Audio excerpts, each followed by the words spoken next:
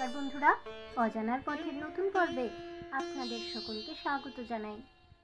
জ্যৈষ্ঠ মাসের শুরু থেকে সংক্রান্তি অবধি যে কয়টি মঙ্গলবার পরে প্রতিটি জয় মঙ্গলবার ব্রত হিসেবে পালন করা হয়। কুমারী এবং সধবা উভয়েই জয় মঙ্গলবার ব্রত পালন করে থাকেন। বন্ধুরা, আসুন জেনে নেওয়া যাক এই ব্রতের পেছনে কোন প্রচলিত কাহিনী রয়েছে, অর্থাৎ জয় মঙ্গলবারের ব্রত কথা। এক দেশে এক সদাগর ও এক বেনে বাস করতেন। সদাগরের 7 ছেলে ছিল আর বেনের ছিল 7 মেয়ে। একদিন মা মঙ্গলচণ্ডী এক বুড়ি বামুনির বেশ ধরে প্রথমে বেনের বাড়ি গেলেন। গিয়ে বললেন, ও মা, দুটি ভিক্ষে দাও গো। বেনে বউ তাড়াতাড়ি ভিক্ষের থালা সাজিয়ে ভিক্ষে দিতে এলে বামুনি জিজ্ঞেস করলেন, তোমার কয় ছেলে কয় মেয়ে মা? বেনে বউ বললেন, আমার 7 মেয়ে মা, কোনো ছেলে নেই। বামুনি তখন বললেন, আমি ছেলে 8 কুড়োর মুখ দেখি না আর মেয়ে 8 কুড়োর ভিক্ষে নিই না। এই বলে যে উনি চলে যাওয়ার জন্য প্রস্তুত হলেন, অমনি বেনে বউ কেঁদে তার পায়ে পড়ে বললেন, যাতে ছেলে হয় তার একটা উপায় করো মা। বামুনি তাকে একটি ফুল দিয়ে বললেন, এই ফুল দিয়ে জল খেলে তোমার ছেলে হবে, তার নাম রেখো জয়দেব। এই বলে মা মঙ্গলচণ্ডী চলে গেলেন। এবার আবার সদাগরের বাড়ি গেলেন ব্রাহ্মণীর বেশ ধরে। গিয়ে বললেন, ওমা, দুটি ভিক্ষে দাও গো।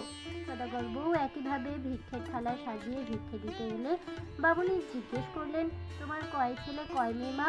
সদাগর বউ বললেন, আমার 7 ছেলে মা, কোনো মেয়ে নেই। বামুনি তখন বললেন, আমি মেয়ে 8 কুড়োর মুখ দেখি না আর ছেলে 8 কুড়োর ভিক্ষে নিই না। এই বলে যেই উনি চলে যাওয়ার জন্য প্রস্তুত হলেন, অমনি সদাগর বউ কেঁদে পায়ে পড়ে বললেন, যাতে মেয়ে হয় তার একটা উপায় করো মা। বামুনি একটি ফুল দিয়ে বললেন, এই ফুল দিয়ে জল খেলে তোমার মেয়ে হবে, তার নাম রেখো জয়াবতী। এই বলে মা মঙ্গলচণ্ডী চলে গেলেন। কালক্রমে সদাগর বউ আর বেনে বউয়ের 2টি ছেলে মেয়ে হলো। মা মঙ্গলচণ্ডীর কথা অনুসারে তাদের নাম রাখা হলো যথাক্রমে জয়দেব ও জয়াবতী। জয়দেব ও জয়াবতী ক্রমেই বড় হলো। একদিন যখন জয়াবতী মা মঙ্গলচণ্ডীর পুজো করছিলেন, তখন জয়দেবের পায়রা উড়ে এসে জয়াবতীর কোলে বসল। জয়দেব এসে তাকে বললেন, আমার পায়রা ধরেছ কেন? ফেরত দাও। জয়াবতী বললেন, আমি ধরে তো রাখিনি, ও নিজেই এসে আমার কোলে বসে আছে, আর আমি ওকে দেব না। জয়দেব রেগে গিয়ে তার পুজোর উপকরণের দিকে তাকিয়ে বললেন, যদি না দাও তাহলে এই সব কিন্তু আমি নষ্ট করে দেব। এই কথা শুনে জয়াবতী ভয় পেয়ে বলল, এরকম বলতে নেই, আমি মা মঙ্গলচণ্ডীর পুজো করছি, জয় মঙ্গলবার ব্রত করছি। জয়দেব জিজ্ঞেস করলো, এতে কি হয়? জয়াবতী উত্তর দিল, এই ব্রত করলে জলে ডোবে না, আগুনে পড়ে না, খাড়ায় কাটে না, হারালে ফিরে পায়, মরে গেলে বেঁচে ওঠে। এই কথা বলার পর জয়দেবকে তার পায়রা ফিরিয়ে দিয়ে জয়াবতী বিবাদ মিটিয়ে দিল। জয়দেব আর জয়াবতী এখন যুবক যুবতী। দূর থেকে একে অপরকে দেখে, দুজনের দুজনকে বেশ ভালো লাগে। একদিন জয়দেব সাহস করে তার মাকে বলেই বসলো, মা, আমি বেনেদের মেয়ে জয়াবতীকে বিয়ে করতে চাই। তার মা বলল, ওরা বড় লোক, ওরা কি ওদের মেয়ের সঙ্গে আমাদের ছেলের বিয়ে দেবে? তখন জয়দেব বলল, তুমি যে করেই হোক বিয়ের ব্যবস্থা করো, আমি জয়াবতীকেই বিয়ে করব। সেই রাতেই মা মঙ্গলচণ্ডী সদাগরকে স্বপ্ন দিয়ে বললেন, তোর মেয়ে জয়াবতীর সঙ্গে জয়দেবের বিয়ে দে, না হলে ওরা বাঁচবে না। সদাগর তাই করল। একটা শুভ দিন দেখে জয়দেবের সঙ্গে জয়াবতীর খুব ধুমধাম করে বিয়ে দিয়ে দিল। জয়াবতী শ্বশুর বাড়িতে যাচ্ছে পালকিতে চড়ে, জয়দেব যাচ্ছে পাশে পাশে। এমন সময় জয়াবতীর হঠাৎই মনে পড়ল, আজ যে জয় মঙ্গলবার, মা মঙ্গলচণ্ডীর ব্রত করা বাকি আছে। তখন সে পালকির ভেতরে বিড়বিড় করে ব্রত কথা পড়তে লাগলো। জয়দেব তো হেসেই খুন, ভাবছে, এসব তুমি কি করছো? তখন জয়াবতী বলল, মা মঙ্গলচণ্ডীর পুজো করছি। এই ব্রত করলে কি হয়? এই ব্রত করলে জলে ডোবে না, আগুনে পড়ে না, খাড়ায় কাটে না, হারালে ফিরে পায়, মরে গেলে বেঁচে ওঠে। তখন জয়দেব মনে মনে ভাবল, পরীক্ষা করে দেখবে। এমন সময় পালকি একটা জলার পাশ দিয়ে যাচ্ছিল। জয়দেব বলল, জয়াবতী, তোমার গয়নাপত্র সব বেঁধে একটা পুটুলিতে আমার হাতে দিয়ে দাও, এখানে খুব চোর ডাকাতের ভয় আছে। জয়াবতী তাই করল।